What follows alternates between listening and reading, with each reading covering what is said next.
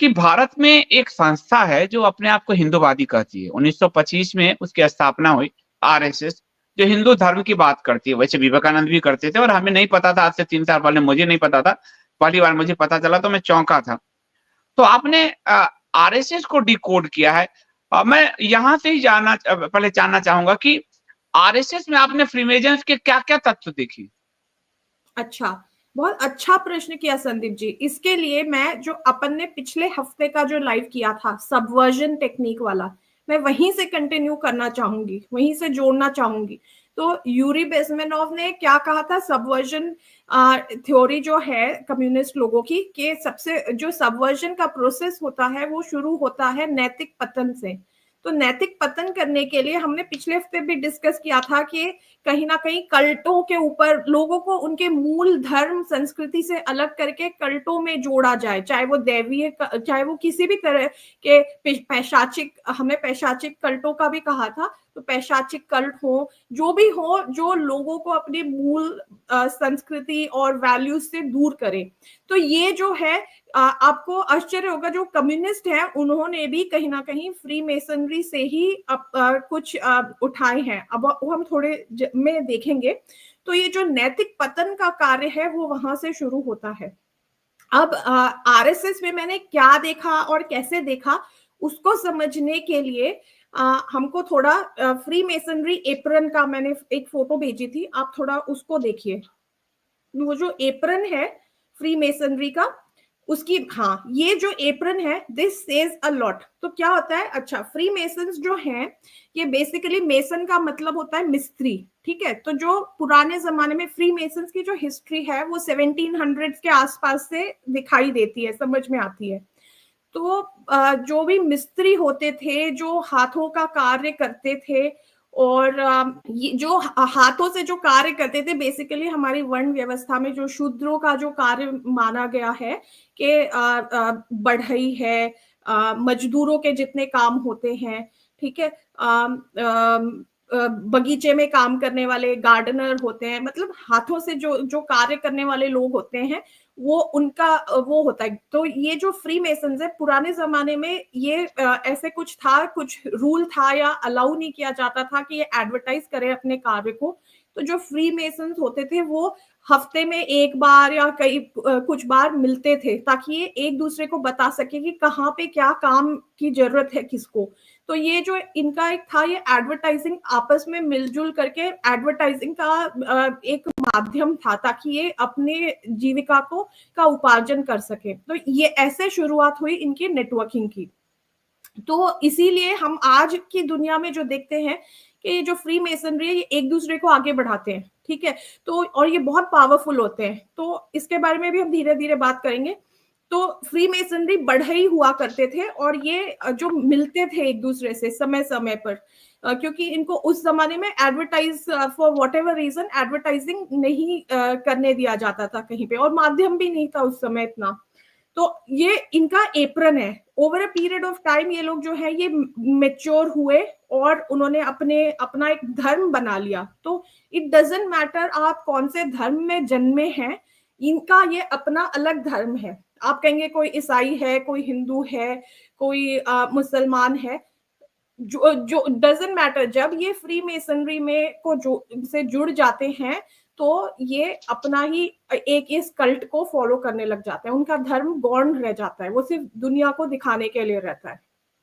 Free masonry के ये जो कुछ चिन्ह हैं, इनमें से आज हम कुछ के बारे में बात करेंगे, क्योंकि इससे काफी कुछ हमें फ्री मेसनरी की जो क्वालिटीज हैं उनके बारे में पता चलता है। जैसे कि आज हम डिस्कस करेंगे कि यहाँ पे देखिए, आपको कम्युनिज्म का हसिया दिख जाएगा, जो सिंबल नंबर 13 है। यहाँ पे कम्युनिज्म का हसिया ऊपर है, आंख जो बनी हुई है, ऑल सीइंग आई है, कि वो उनका जो देवता है, जो जो भी, ये गॉड में बिलीव नहीं करते, ठीक है।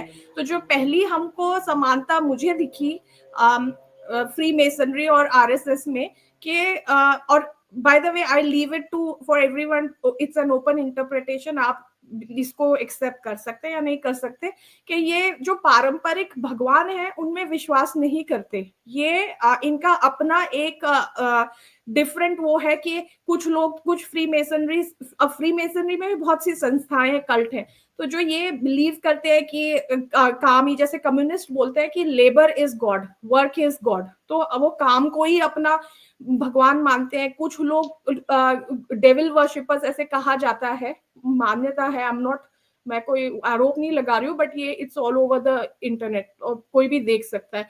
तो सबके अपने अपने मतलब एक ऑल सीइंग कोई एक शक्ति है जो इनको देख रही है, तो वो ऑल सीइंग आए उसका प्रतीक है, ठीक है।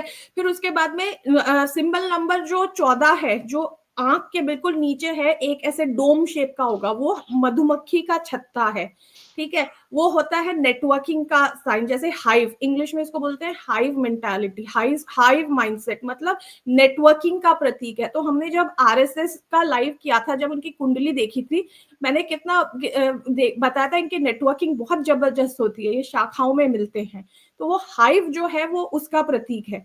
तो ये दूसरी मुझे समानता दिखी कि जो फ्री मेसनरी है वो भी एक दूसरे को नेटवर्किंग और पॉलिटिकल कनेक्शंस इनके जबरदस्त होते हैं, ये एक दूसरे की सहायता करते हैं और नेटवर्किंग जबरदस्त होती है।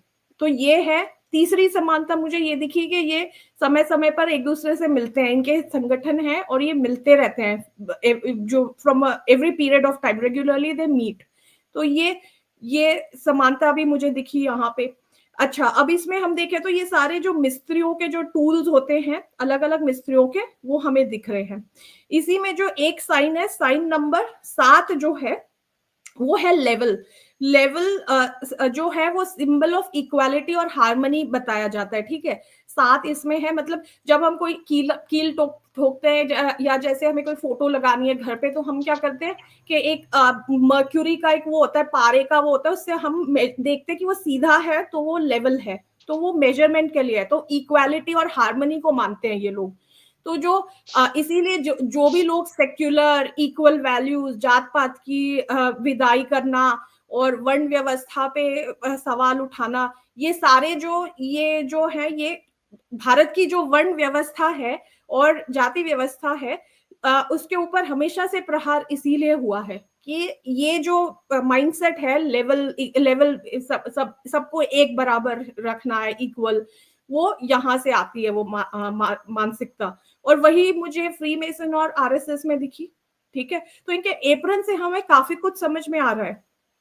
और इसके साथ ही देखिए ये हथौड़ा है, हथौड़ा क्या करता है, हम ठोकते हैं किसी चीज को, किसी आइडियोलॉजी को, वैल्यूज को जबरदस्ती ठोकना, थोपना लोगों के ऊपर, ये फ्री मेसन्स भी करते हैं। और ये चीज मुझे कहीं ना कहीं ये दिखी कि यदि आप राष्ट्र की तो नहीं करते, बट जो सरकार है, सरकार की आलोचना करेंगे, तो फिर आप तो हिंदू ही नहीं है। तो ये भी एक एग्जाम्पल है, ठीक है। और या जबरदस्ती अपने हिंदुत्व को जबरदस्ती हिंदू धर्म पे थोपते हैं। हाँ हाँ, जबकि धर्म ये झंडा मानते हैं, ये इनका कोई देव नहीं है। ये दिस इज अनदर सिमिलैरिटी जो मुझे दिखी बिटवीन फ्री मेसन्स एंड जो संघ है, कि ये देवता का वैसा रूप नहीं मानते जो हिंदुओं के उसमें है। तो फ्री मेसन जो है दुनिया भर के जो शास्त्र हैं उनको नहीं मानते, इनको शास्त्रों से जो कन्वेंशनल है, चाहे वो क्रिश्चियंस का हो, क्रिश्चियंस इसलिए बहुत समय से परेशान है, हिंदुओं में इसकी जागरूकता कम है, इसीलिए कोई आवाज उठाने वाला नहीं है। पर क्रिश्चियंस जो एक्चुअली प्रॉपर क्रिश्चियंस है वो बहुत परेशान है फ्री मेसनरी से, क्योंकि ये फ्री मेसनरी शास्त्रों में नहीं मानते। अब ये साइंटोलॉजी वगैरह भी, ये सारे कल्ट हैं, तो ये डिस्टॉर्ट कर रहे हैं वैल्यूज को for them also. And likewise हम भारत में देख रहे हैं इतने सारे कल्ट जो इकट्ठे हो गए, हम भी उस चीज को देख रहे हैं। एक और है वो हंसिया है, फोर्सफुल, यदि आप जो है वो बहुत ज्यादा इनके अगेंस्ट जा रहे हैं, या आप आवाज उठा रहे हैं, या आप बोल रहे नहीं ये सत्य नहीं है, जैसे यूरी ने हमने पिछले हफ्ते भी देखा था कि आपको या तो साइडलाइन कर दिया जाएगा, काट के अलग कर दिया जाएगा, जो हंसिया है कम्युनिज्म का जो प्रतीक भी दिख रहा है, या फिर खत्म ही कर दिया जाएगा, फोर्स, वायलेंट। फ्री मेसनरी भी वायलेंट होते हैं, और हमने देख रखा है कि आरएसएस का भी इतिहास कैसा रहा है, लेस सेड द बेटर, तो ये तो मुझे कुछ मेन दिखी थी। इसके अलावा अच्छा, ये तो है, अब वो जूता है। अब एक हिंट दे देती हूँ अगली बार के लिए। जग्गी वासुदेव जूता पहन करके जो भी वो धर्मलिंग है, उनका ध्यान लिंग है, उनके सामने क्यों नाचता है? क्योंकि ये जूता भी प्रतीक है फ्री मेसनरी का। ये आपको सबसे बड़ा हिंट यहाँ पे दिख रहा है, ठीक है।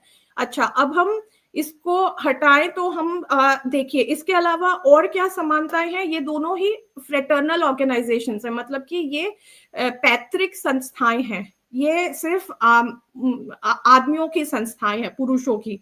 महिलाओं की इनकी अलग संस्था होती है, बट दिस इज बेसिकली सिर्फ पुरुष पुरुष ही वो करते हैं, ब्रदर बोलते हैं एक दूसरे को, ब्रदर, सो ब्रदर ब्रदर करते हैं। तो और संघ संघ भी महिला पुरुषों की ही संस्था है। कभी हाइट पे उसकी अलग इन्होंने बाद में दुर्गा वाणी ये सब बना लिया, लेकिन है वो टोटली पुरुषों की संस्था।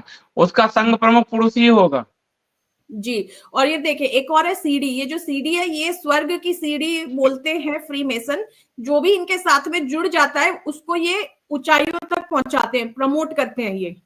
तो ये भी कहीं ना कहीं कम्युनिज्म ने और फ्री मेसन ने यहीं से उठाया है। और हमको संघ में भी वही दिखता है कि वॉशिंग मशीन जिसको बोला जाता है कि जो भी इनके साथ में जुड़ गया उसको अच्छा पद मिलेगा, उसको सफलता की सीढ़ी दे दी जाएगी।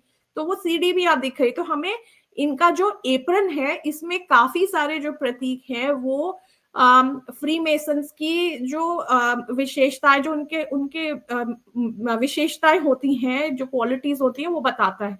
और यही क्वालिटीज जो है मुझे संघ में भी दिखी हैं।